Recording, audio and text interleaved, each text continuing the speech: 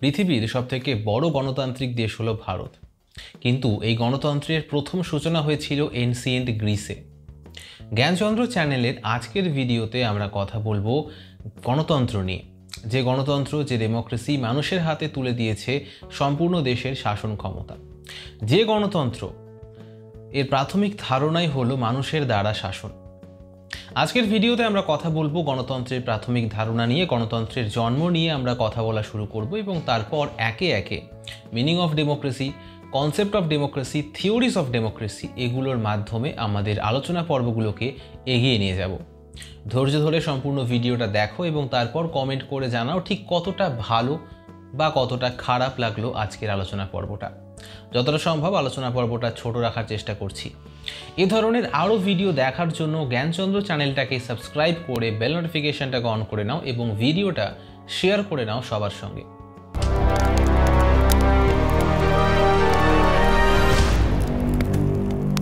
শাসন ব্যবস্থা যখন কোনো ইন্ডিভিজুয়াল লেভেলে পরিচালিত হয় তখন সেটাকে বলা হয় মোনার্কি বা টেরানি।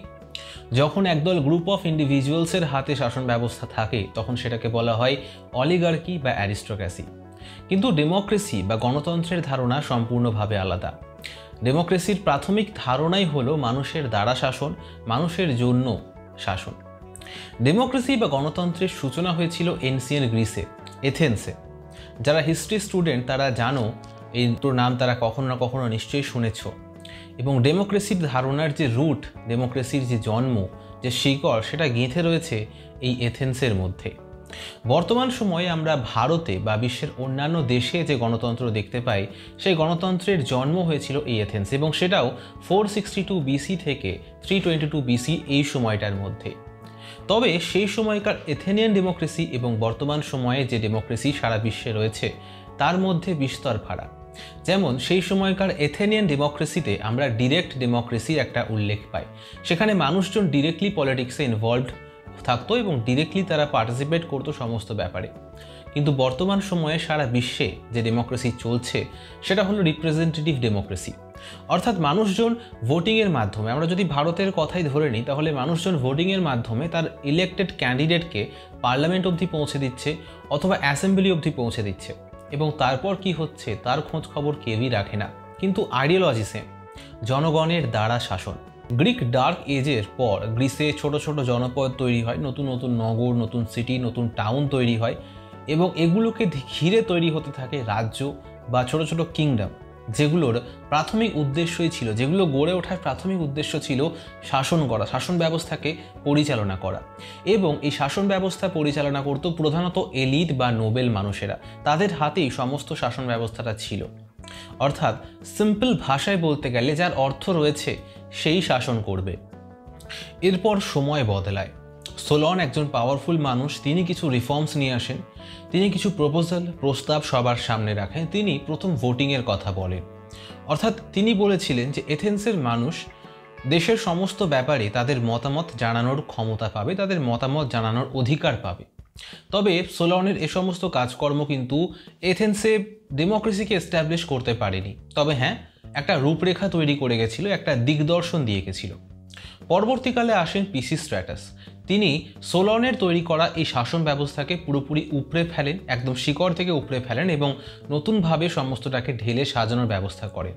সবার হাতে অবধি ভোটিং রাইটস তিনি পৌঁছে দেন এবং এভাবেই এথেন্সের সূচনা হয় ডিরেক্ট ডেমোক্রেসির, যেখানে মানুষজন ভোটিংয়ের মাধ্যমে দেশের সমস্ত ব্যাপারে নিজেদের মতামত জানাচ্ছিল, সমস্ত ব্যাপারে তারা ডিরেক্টলি পলিটিক্সে ইনভলভ হচ্ছিল। যেখানে পূর্বে শুধুমাত্র এলিট মানুষজন পলিটিক্সে ইনভলভ হতে পারত, সেখানে বর্তমানে দেশের সমস্ত নাগরিক, ধনী গরিব নির্বিশেষে সবাই নিজেদের মতামত জানাতে পারত এবং এভাবেই সূচনা হয়েছিল ডেমোক্রেসি। পিসিস্ট্র্যাটাস প্রথম এথেন্সে এই ডেমোক্রেসিকে ফুলি এস্টাবলিশড করে গেছিলেন। 462 বিসি এথেন্স দুইজন নতুন লিডার পায়, এফিয়াটেস এবং পেরিক্লেস। এরা দুইজনেই এথেন্সে বা বলা ভালো গ্রিসে ডেমোক্রেসিকে ইমপ্লিমেন্ট করে। পিসিস্ট্র্যাটাস ডেমোক্রেসিকে এস্টাবলিশড করে গেছিল, তৈরি করে দিয়ে গেছিল সমস্ত ব্যাপারটা, কিন্তু ব্যাপারটা ঠিকঠাকভাবে কার্যকর হচ্ছে কিনা ইমপ্লিমেন্টেশনের দায়িত্ব নিয়েছিল এফিয়াটেস এবং পেরিক্লেস। এফিয়াটেসের মৃত্যুর পর পেরিক্লেস পার্থেনন তৈরি করে, যেটাকে বর্তমানে বলা হয় টেম্পল অফ ডেমোক্রেসি। 442 BCE অবধি এথেন্সে পুরোপুরিভাবে ডেমোক্রেটিক রুল ছিল।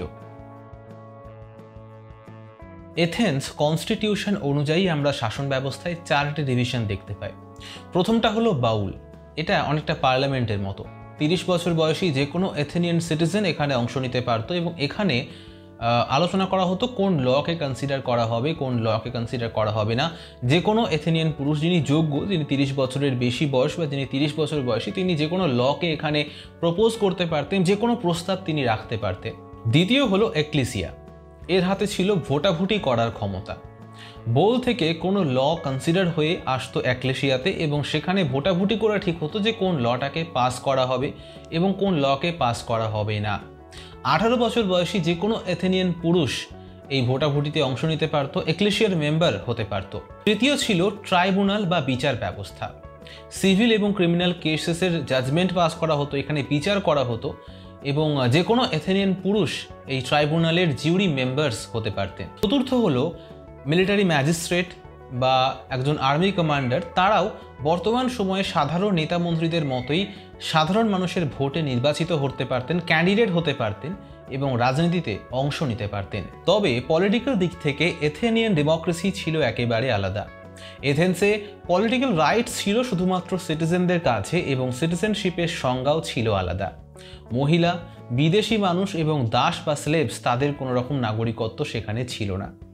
এথেনিয়ান ডেমোক্রেসি এ সময়টায় পিক লেভেলে ছিল যতক্ষণ পর্যন্ত 322 BC-তে আলেকজান্ডার আক্রমণ করে এবং গণতন্ত্রের পূর্ণ সমাধি ঘটে।